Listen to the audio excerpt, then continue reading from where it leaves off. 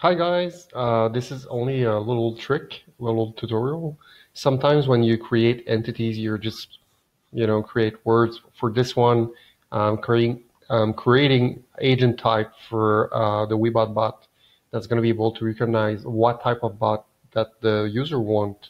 Is it a beauty product, customer service, a game companion, human resources, a questionnaire, restaurant, real estate, concierge, FAQ assistant with all the synonyms, but sometimes it's better if it's from A to B to C to D in an alphabetical order, but you cannot do that in this mode, in the editor mode. But there's a trick with, you just have to switch to the raw mode, and then you can just take here, concierge should be, I'm deleting that, above customer service and below beauty product, and FAQ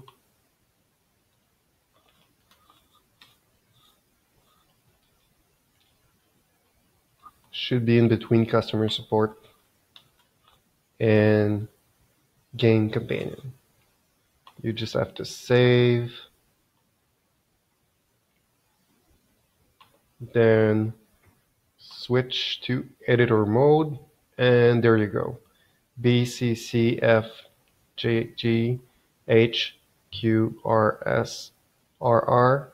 You're good to go. So I hope this little trick will save you time. I'll make more of these videos from now on to help you do your Dialogflow agent more efficiently and with less time, so that it's going to be more efficient and less time consuming.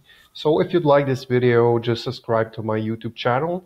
And if you have any question, you can leave a comment and I'll be more than happy to either respond to your question or to make a video to the question that you have.